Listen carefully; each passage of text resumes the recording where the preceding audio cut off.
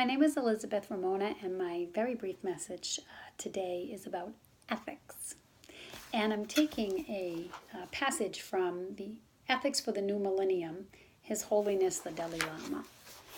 And I found this very interesting, and I happen to agree with it, and I really liked the way that they put it all together. So I wanted to share it with you today. I hope you enjoy it as much as I did, and I hope that it inspires you to continue on your own journey of self-discovery and connectivity with our fellow human beings here on the planet Earth. There is thus an important distinction to be made between what we might call ethical and spiritual acts. An ethical act is one where we refrain from causing harm to others' experience or expectations of happiness.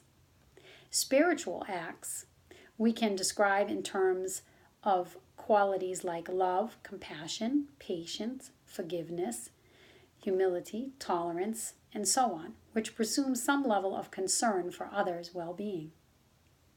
We find that spiritual actions we undertake, which are motivated not by a narrow self-interest, but out of our concern for others, actually benefits ourselves. And not only that, but they make our lives meaningful. At least this is my experience. And I agree. I'm just reading from the book. So I found that particular passage to be kind of a turnkey for me when I look at certain things. An ethical act, to me, is also moral. How you perceive moral acts can be on the basis of your belief system. So I'm not getting into the specifics of what is moral and what is not moral.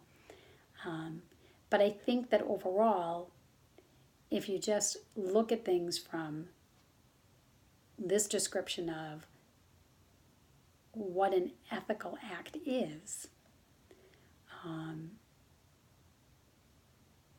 and that difference from a spiritual act as described as love, compassion, patience, forgiveness, humanity, and tolerance,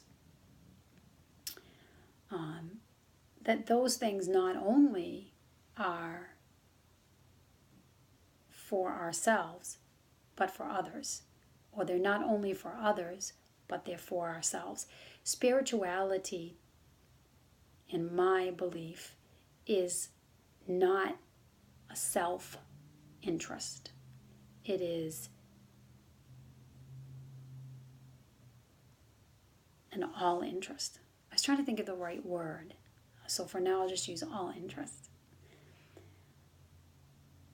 We are all connected to each other.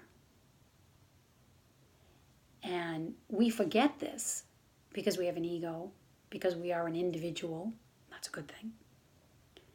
So we think that, we don't focus on the fact that we are connected. And it's easier to think of connectivity when you are around people who emulate you. They're more like you, right? Because then you have things in common, so you feel more connected. Where with people who are different from you, for whatever reason, they may act differently, dress differently, think differently, be socially differently, economically different, educationally different. But to me, these are all man-made constructs. We are all human beings. We have differences, but we come from the same pool. All the abilities that everybody has comes from the pool of abilities. Okay, that's how I see it. So all humans come from the same pool. Or the same creator, whatever you choose to believe. But it doesn't diminish that. And we are interconnected. And we could not eat without someone else. We could not drink without someone else. We could not have clothes. We could not function. We could not have shelter without someone else. Everything that we need to survive depends on our connection to something else.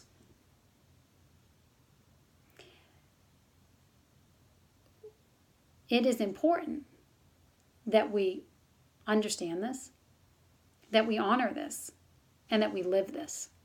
Why? Because our quality of life is better when we understand this and we apply this, not only in our own lives, but in our systems of order that we live by, meaning our political system, our financial systems, all systems, our food systems.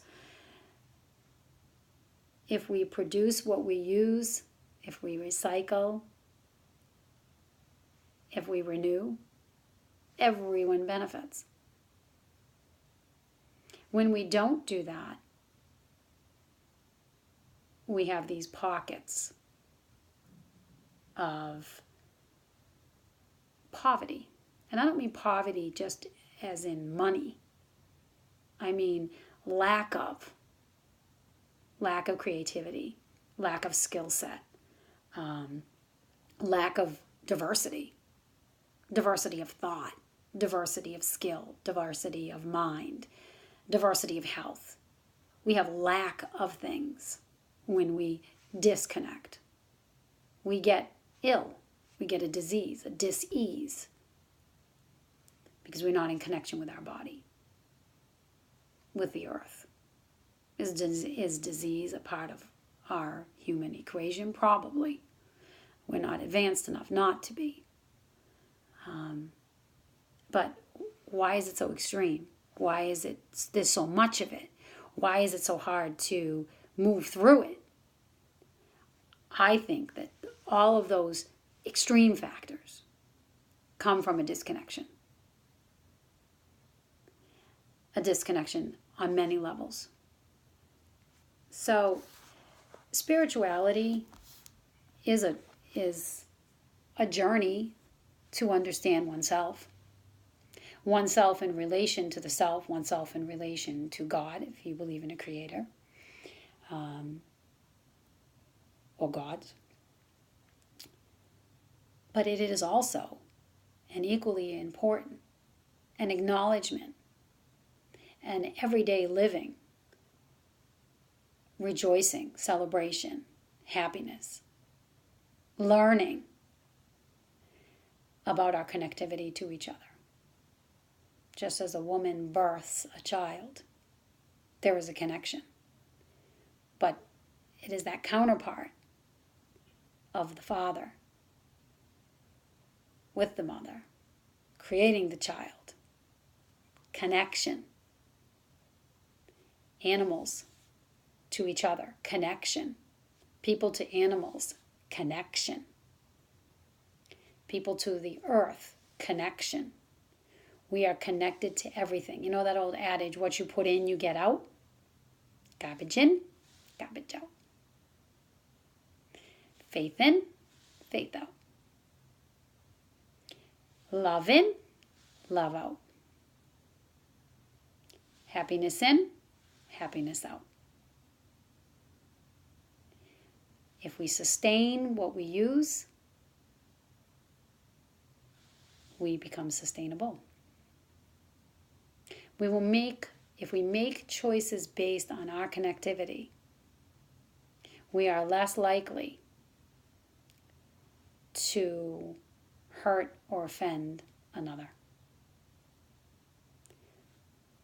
Therefore, more likely to be peaceful, to feel peaceful, and to create opportunities, advancements that allow others to do exactly the same. So we're all working towards those common goals of connecting, being human, having a good quality of life, and being at peace with what we believe, with what we do, with who we are, with where we can go.